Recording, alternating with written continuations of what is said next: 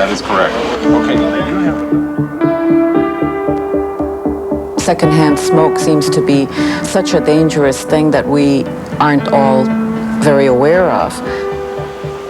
What's really going to happen to the employer, if you really want to know what the guts of his problem is going to be, he's going to get sued. It's being proposed again, legislation to require companies to have smoking policies. Being a non-smoker, I think I felt I was discriminated against for 20 years. America has a new smoking problem: the workplace. Public opinion and new information are changing the atmosphere at work, raising issues that will profoundly affect American business. We know that the smoker gets a lot of disadvantage from smoking, and we've stressed that for years, but now we have accumulating evidence about the dangers to the health of the non-smoker because of his exposure to the smoker's smoke. The real importance of this issue is evident, because as businessmen realize the benefits to them financially of a smoking ban at the work site, I, as Surgeon General, get a tremendous dividend in the health of this nation.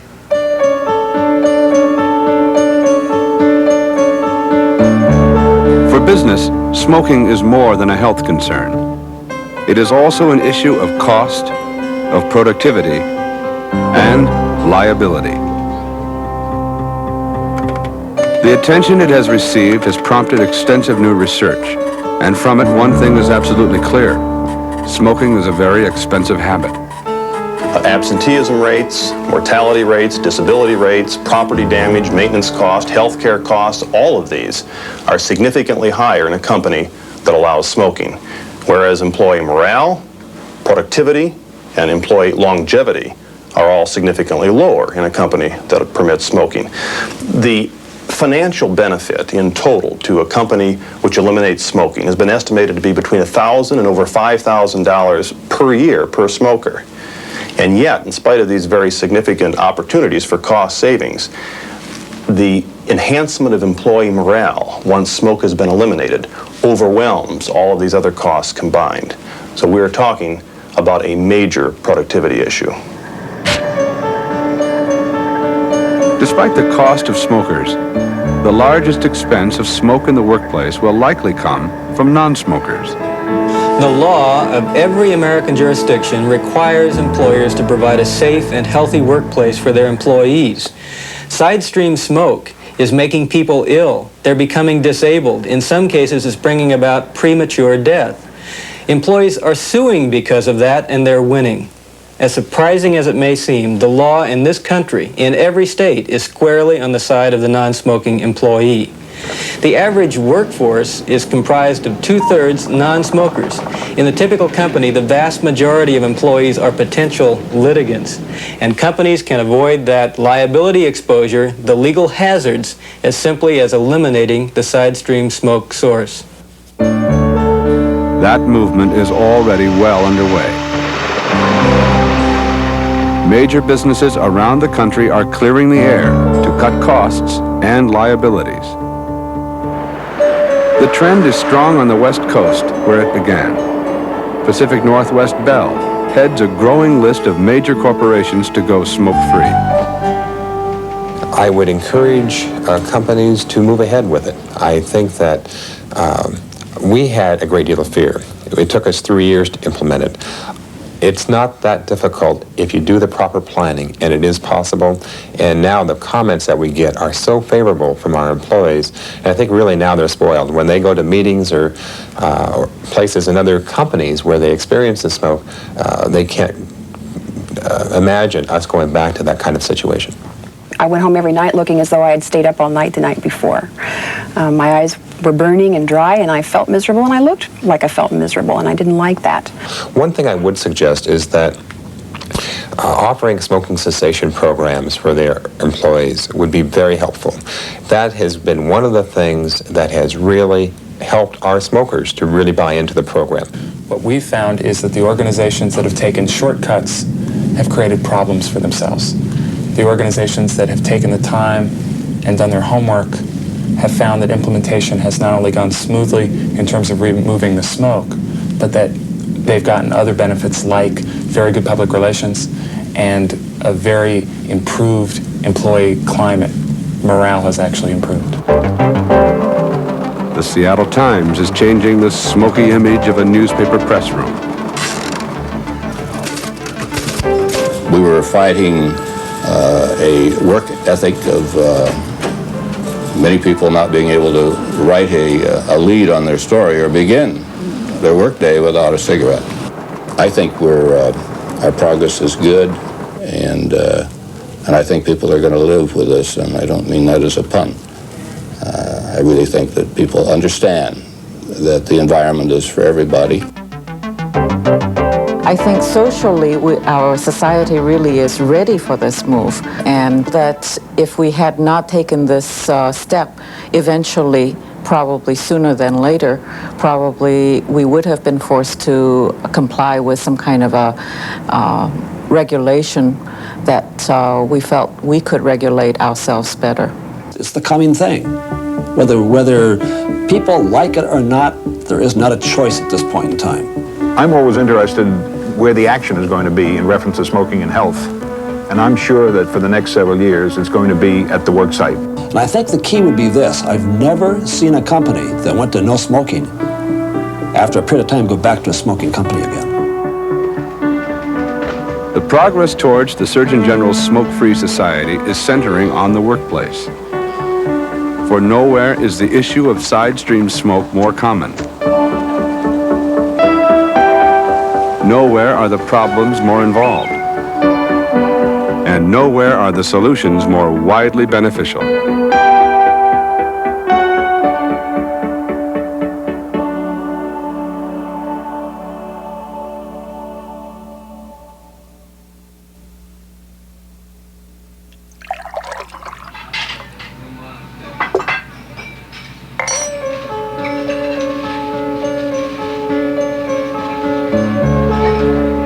As public places in America become smoke-free, the workplace in America is also becoming smoke-free. Implementing a workable non-smoking policy is swiftly becoming imperative. The inevitability of such policy is clear, but the hows and whys may not be. There's a variety of reasons that organizations give for this growth of policies. Number one, most companies are concerned about the quality of the workplace environment. They want to give their people a pleasant place in which they can work. Number two, many companies are realizing that the smoking population is very small and that the majority of people seem to be bothered by this smoke, so that organizations are increasingly concerned about employee morale. The third reason is the most simplistic, but I think the most important. Organizations see other organizations that have solved the problem. What we find is increasingly companies are beginning to realize that smoking is simply an expensive employee benefit for a small minority of their employees. What does it cost? The Surgeon General's report says smokers have more work loss days than non-smokers, up to 83% more. A study by Dow Chemical shows smokers missing 5.5 more days a year than non-smokers. The California Department of Water Resources says sick leave usage is 50% higher among smokers. And a major U.S. airline finds their sick leave rate to be 64%. We are seeing now that passive smokers or non-smokers exposed to smoke are suffering many of the same kinds of symptoms that smokers suffer, only to a lower magnitude. Absenteeism rates, for example, in companies that have become smoke-free have dropped dramatically for non-smokers. And that may be because of the improved health environment that they're working in. It may be because of the enhanced morale, because now they finally can work in an environment that is smoke-free. But for whatever reason it is, non-smokers' sick leave rates go down when you eliminate smoke. Smoking causes indoor work facilities to expend 6 times the capital to maintain air circulation that's up to code, without guaranteeing removal of the contaminants. And with smoke in the air, there's more cleaning, repairing, repainting, and replacing of equipment and furnishings.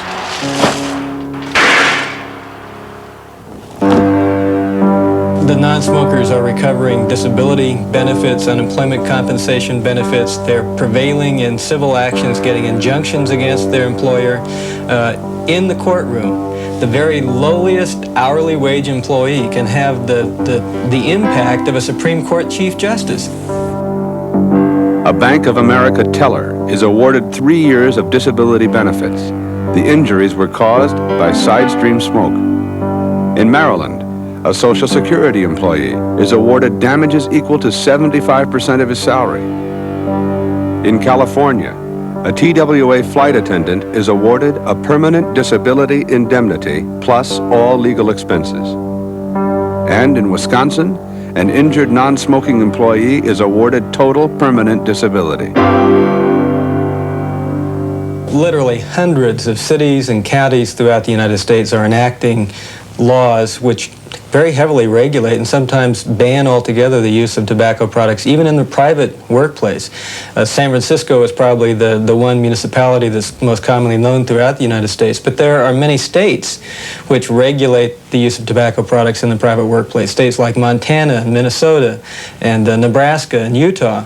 In those areas, government is stepping in to regulate what private industry is doing, and many employers are realizing that they can be proactive rather than reactive, that they can control their own private worksite without government interference if they act in a quick manner. Companies across the country, from the smallest to the largest, are now implementing or considering non-smoking policies. The press got on the issue of side stream smoke being harmful to the non-smoker.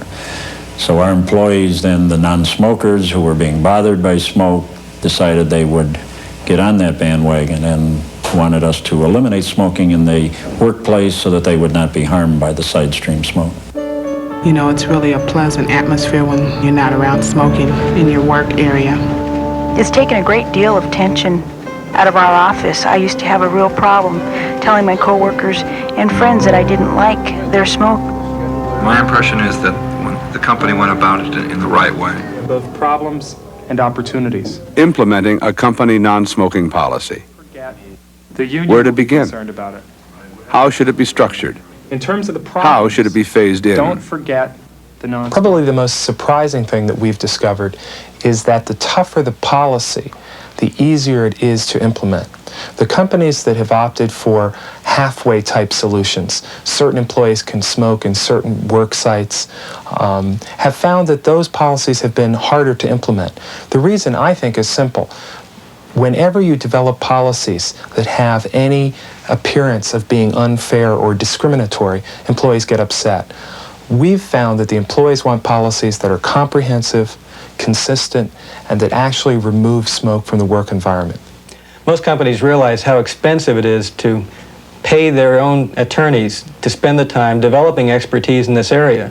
There are qualified outside resources, experts available that can give the company that same degree of expertise in an hour rather than paying for days or weeks of the corporate attorney's time. I'm obviously frequently asked as a consultant, what's it going to cost to implement a comprehensive smoking policy?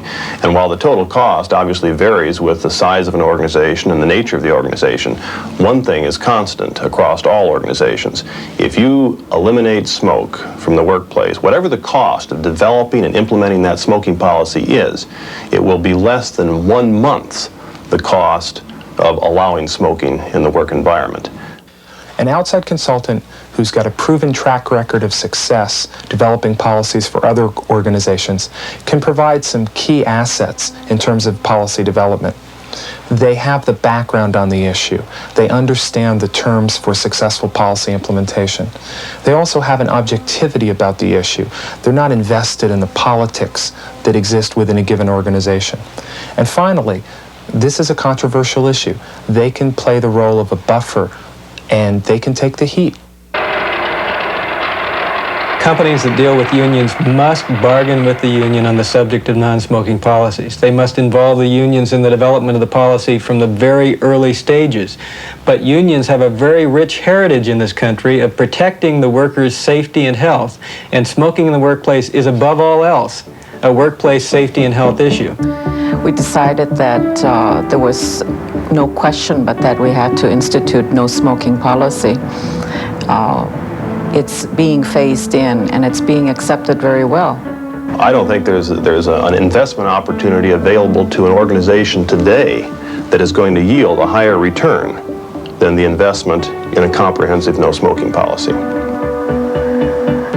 To protect your company from liability, to eliminate needless expense, to guard your employees' precious health, and to simply keep ahead of the times. I can't tell you how enthusiastic I am as I see corporate America beginning to understand that their contribution to their workers is reflected not only in productivity in the nation, but in a tremendous improvement in this nation's health.